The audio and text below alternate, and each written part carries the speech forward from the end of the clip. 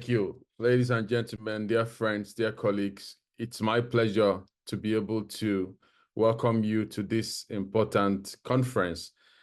It is my pleasure to introduce myself. As Adenike already mentioned, I'm a professor of energy and environmental law, and I currently serve as the chair of the academic advisory group of the International Bar Association, the section on energy, environment, natural resources, and infrastructure law, CIRIL. I must start by first expressing my thanks to the leadership of the Green Institute, especially our colleague and book contributor, Dr. Adenike Akinshemolo, the founder of the Green Institute, for putting together this important conference and for providing us a chance to discuss and present and launch the latest publication of the Academic Advisory Group. As you may already know, the Academic Advisory Group, AAG, of CIRIL, is a network of academic lawyers that carry out research and teaching in areas of natural resources, energy, environment, infrastructure law, and a wide range of topics covering sustainability.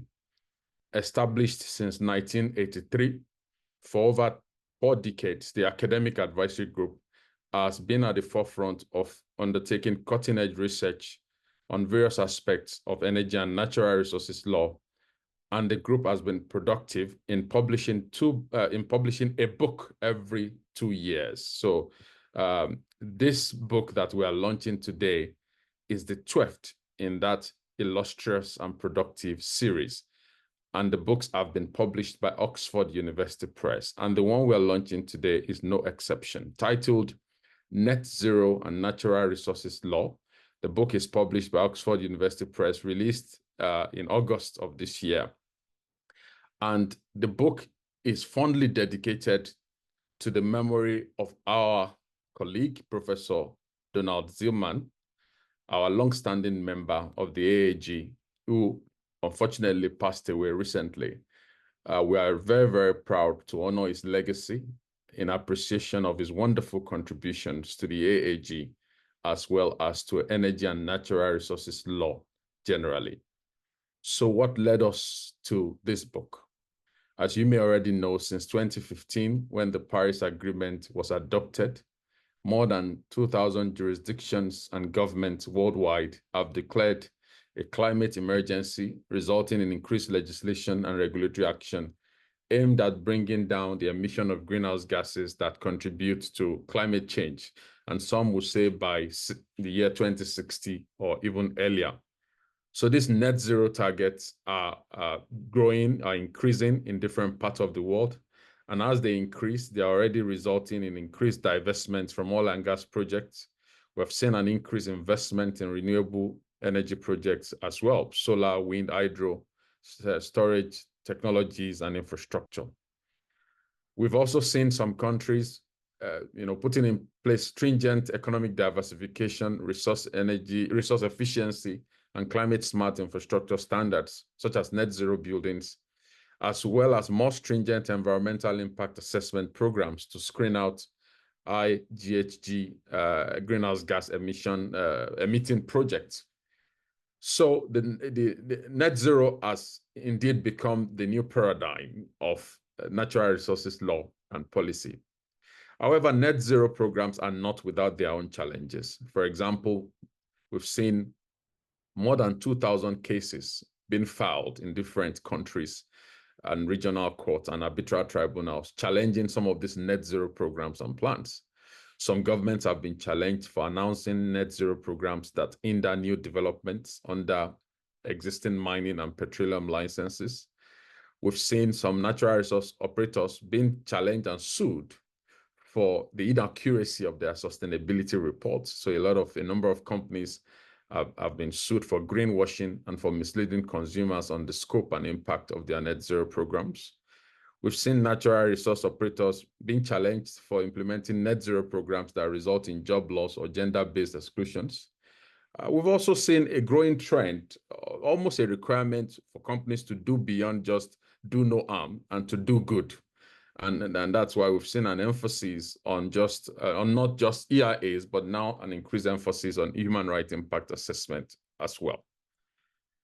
Another aspect of those growing trend is the increased demand for transition minerals. As the clean energy transition and policies related to that ramp up in scale and ambition, we've seen a growing demand for minerals needed to power electric vehicles, and new clean technologies, renewable technologies. Transition minerals such as copper, lithium, nickel, phosphate, manganese, and cobalt, and the likes are in high demand.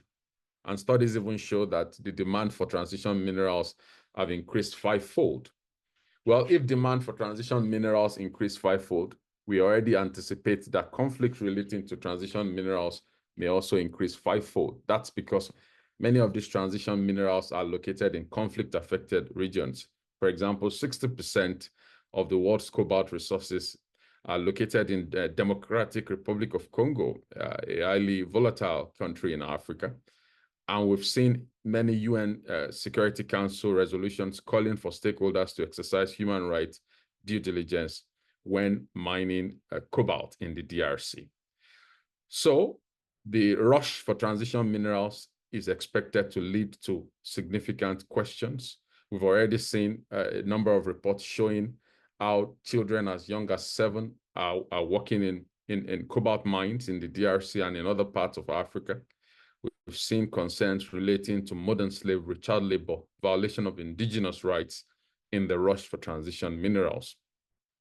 So, ladies and gentlemen, you see that the courtroom battles, arbitration challenges, and advocacy relating to net zero indeed shows a lot more must be done to clarify the tensions, the gaps, and the uncertainties relating to the design and implementation of net zero programs if we are to indeed achieve a just, inclusive, and orderly transition.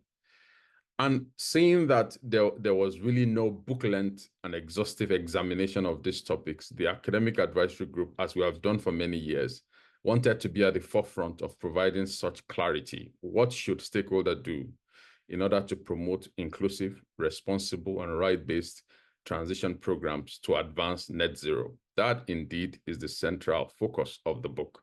The 22 chapters of the book examine the wide range of challenges and risks relating to clean energy transition and how lawyers and regulators are responding to them or could better respond to them, with case studies from all of the major world regions, from Latin America, from Africa, from Europe, from Australia, from New Zealand, from different parts of the world.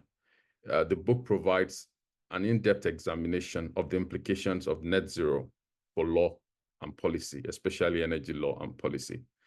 So we have chapters that examine the need for standardization of net zero standards. We have some examination of ESG requirements. There are also chapters talking about the education imperatives and how stakeholders can design courses relating to a just and inclusive clean energy transition.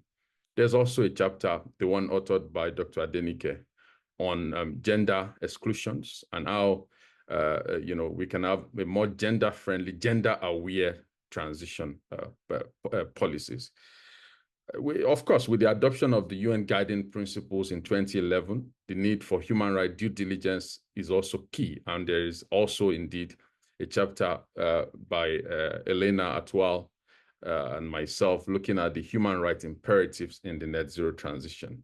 So there is a lot in the book. And of course, we have the experts and authors here online that will share with you what they've written, so I don't need to flog the issue. But of course, I should just summarize that the book has a whole part on sovereignty questions, another part on security questions, and the third part on solidarity questions. So I'm sure you would have a very wonderful experience learning from the authors and getting their insights on the different case studies that they bring to illustrate the fundamental changes required to advance a just, inclusive, and responsible transition. So it is my pleasure on behalf of the co-editors and my colleagues that have worked tirelessly to bring this book to fruition: Jose Juan Gonzalez, Professor Henry Mostert, Professor Milton Fernando Montaya, and Professor Catherine Barnett, as well as all the members of the Academic Advisory Group, which was then chaired by Professor Enigo, who you will hear from later today as well. We have all been very proud of the exceptional work that AAAG has done under Professor Enigo's leadership. And we have been proud of the work that our co-editors have done to ensure that this book was published in a timely manner. So ladies and gentlemen, I wish you a rewarding conference. I thank you for your attention, and have a wonderful rest of the conference. Thank you. Thank you very much, Professor Olawuyi.